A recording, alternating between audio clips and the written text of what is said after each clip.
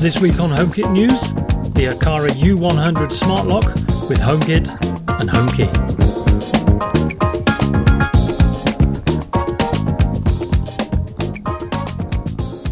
Welcome back everybody, and today we're looking at another highly anticipated Aqara device, the U100 Deadbolt Smart Lock. As expected, it works with Apple Home, and this is also another of Aqara's locks with HomeKey, which is a big bonus. If you optionally bind it to a hub, you'll eventually be able to expose it to Matter via one of their updated hubs like the M2 for example. Here are some specs, so pause the video if required. It's got Zigbee 3, Bluetooth and NFC, which we'll look at later. It's IP65 rated for outdoor use, and it can even withstand some fairly hot or cold weather. This lock is only meant to replace standard deadbolts commonly found in the US, so if you have a Euro cylinder type lock, other locks may be more suitable like the A100 I reviewed last year for example.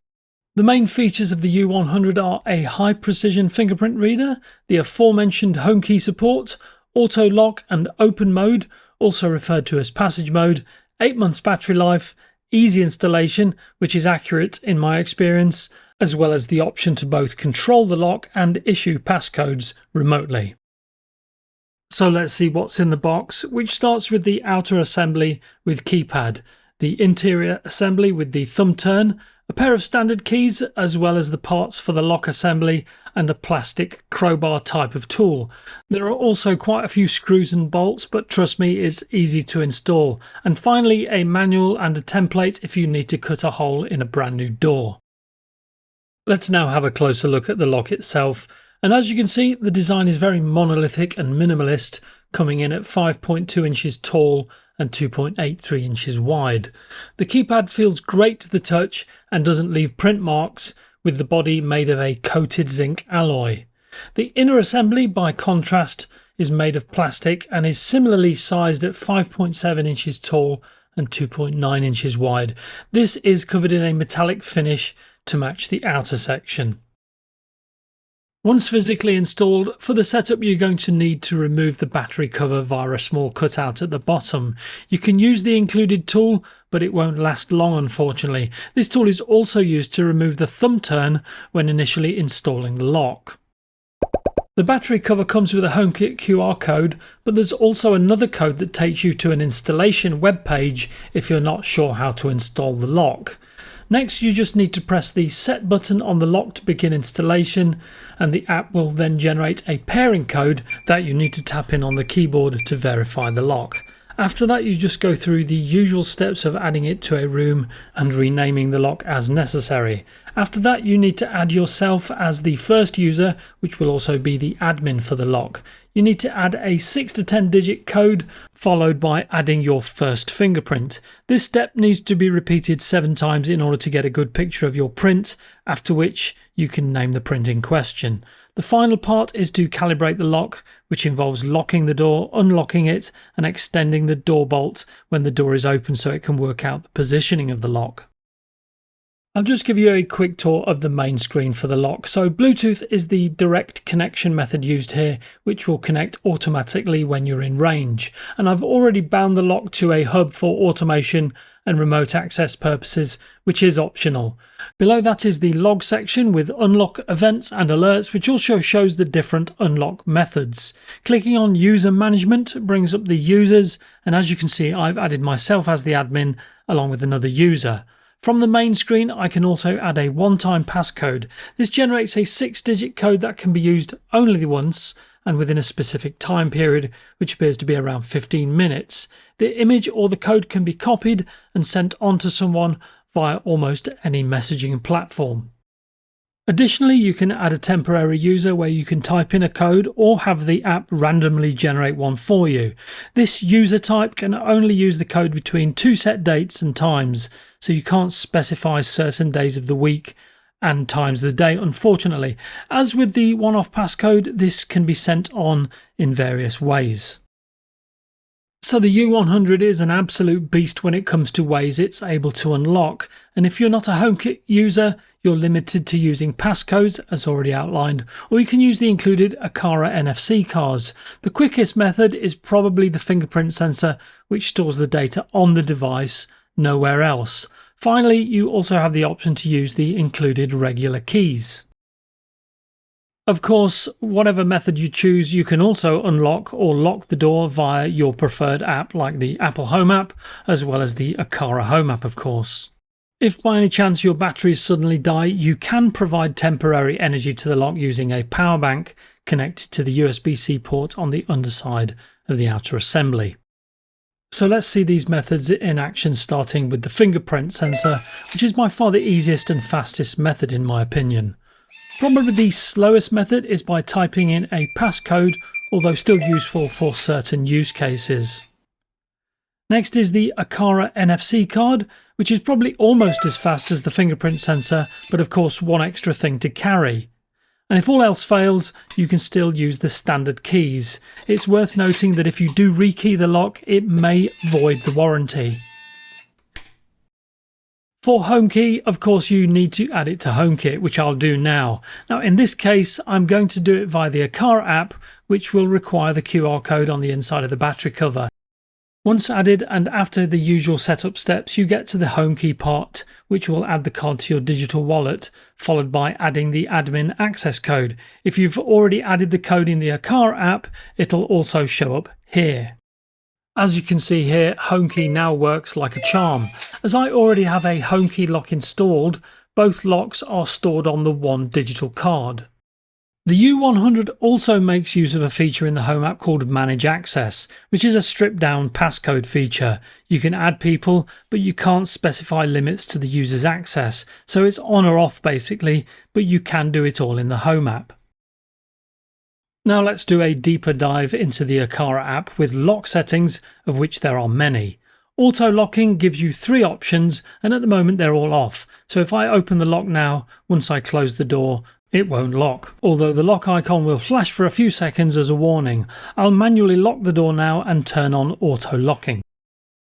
With auto locking now enabled, I'll just open the door once again, and the U100 will automatically lock itself as soon as the door is closed. Another option is swipe to lock, so I'll turn that option now and disable auto locking. I'll open the door again, and when I close the door for a second time, I can just swipe my hand over the keypad and the U100 will lock automatically again. The U100 can also alert you in a few ways, so in alert settings you can control the overall volume of the lock, as well as adjust individual alert settings for voice prompts and the door not locked alarm. In this example, I can set a timeout before which the alarm is triggered if the door is left open. I'll demonstrate this last option now, so if I unlock the door and leave it open, after a few seconds the alarm will start playing with the keypad flashing in unison, which both stop as soon as the door is closed. The lock can play prompts in 4 languages: Mandarin, English, Spanish and French, which I'll demonstrate now. 设置成功. Completed. Completado. Terminé. Besides all of this, you can change all manner of settings like I've already mentioned for alarm volumes, durations, timeout, which is really impressive, especially compared to the competition. Onto a feature called Passage Mode, which can be turned on in the app, and once enabled it allows you to use the keypad to activate Passage Mode by simply tapping the 0 twice followed by the lock icon. So if I unlock the door as before and with the door open I tap the relevant buttons, the lock will play a prompt telling me the lock is in Passage or Always Unlocked mode, although as soon as it's physically locked, Passage Mode is turned off. When you do lock the door either manually or another method, Passage Mode is deactivated on the lock, although it's still active in the app, for you to reactivate on the lock like here.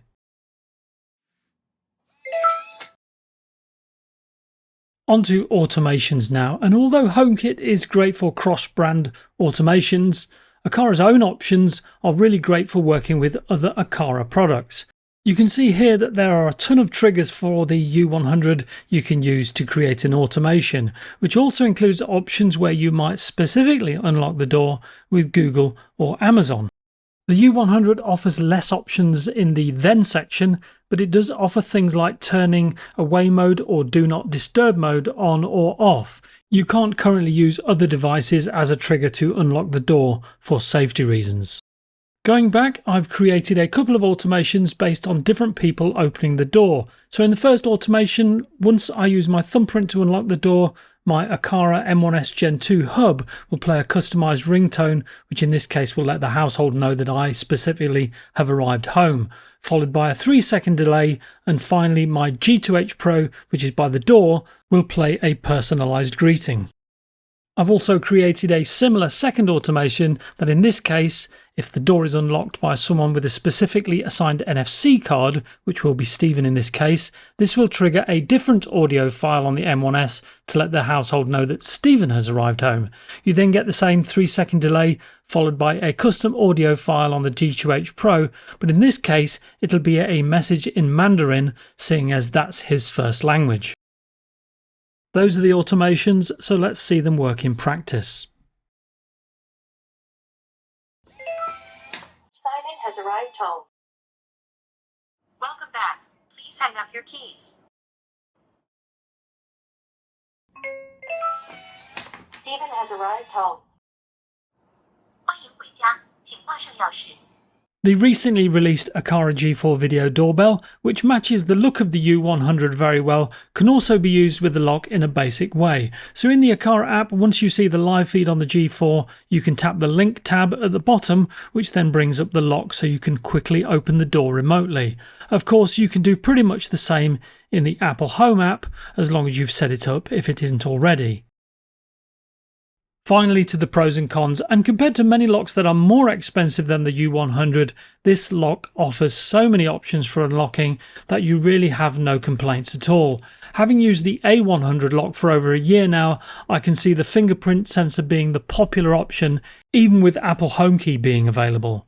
If you're deep into the Aqara ecosystem, the amount of options for triggering scenes based on who and how someone unlocks the door is second to none, so that's another plus. The build quality is pretty solid, and given the finish used, it's almost like a tank, although the design has split opinion.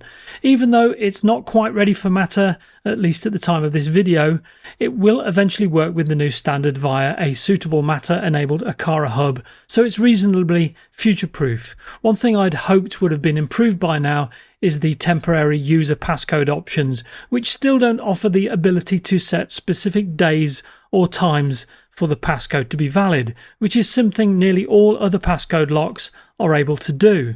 The final point is a minor negative, which is the battery cover, which I found to be difficult to remove without a lot of effort. Thankfully, this only has to be achieved every 6 to 8 months. So it's not the end of the world, but maybe small magnets in the corners would have been a better option. All in all, the U100 is a really impressive smart lock that'll surely set the cat amongst the pigeons, so to speak, which Aqara are very good at, if only for the very reasonable price. So that's our take on the U100, but if you have any thoughts or comments, please feel free to leave them below and I'll do my best to reply to all of them. Please remember to like, share and subscribe if you haven't done so already. And in the meantime, stay safe. And as Groucho Marx once said, if you're not having fun, you're doing something wrong.